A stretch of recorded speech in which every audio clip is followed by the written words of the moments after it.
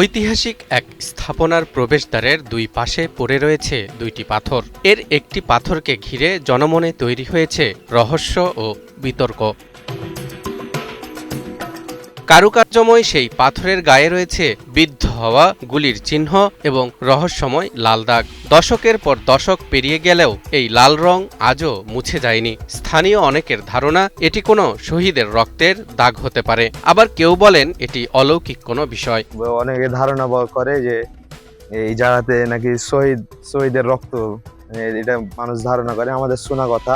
পাথরটিকে ঘিরে এমন নানা বিতর্ক তৈরি হওয়ায় স্বভাবতই প্রশ্ন উঠেছে, শতাব্দী প্রাচীন এই পাথর ফুটো হলো কি করে, আর সেই পাথরের গায়ে লেগে থাকা রহস্যময় লাল দাগ আসলে কিসের?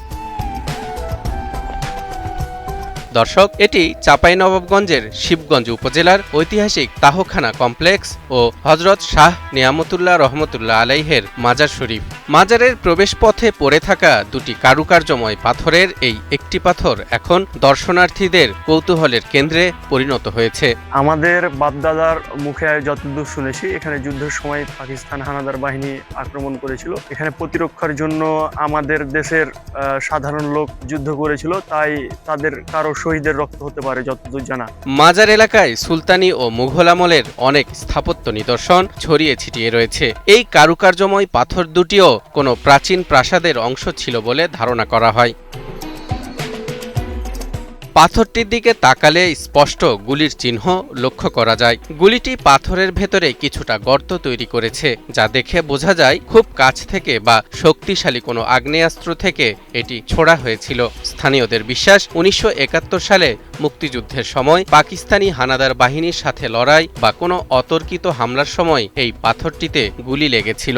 এখানে পাথরের গেট ছিল আপনার, ভূমিকম্প হয়, তাই ভূমিকম্পতে পাথরটা পড়ে যাওয়ার পরে এই পাথর কিন্তু তিন খণ্ড মেলে এক খণ্ড, এই খণ্ডটা ছুটে গেছে। আমরা এক খণ্ডই বলতাম, কিন্তু এই ছুটে গেছে খণ্ড, এই জন্য আমরা এখান থেকে পাচ্ছি তিন খণ্ড।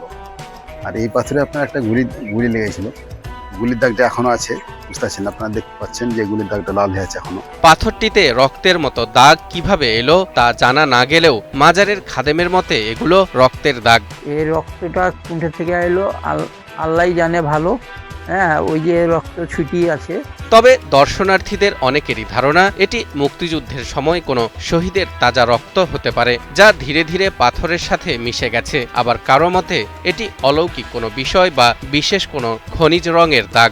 যুদ্ধের সময় গুলি লেগেছিল, পাথরটা পড়ে এক ঘন্টা হয়ে গেছে। স্থানীয় সচেতন মহল মনে করছেন এই পাথরটি কেবল জড়বস্তু নয়, বরং এর সাথে মিশে থাকতে পারে স্বাধীনতার গুরুত্বপূর্ণ কোনো ইতিহাস।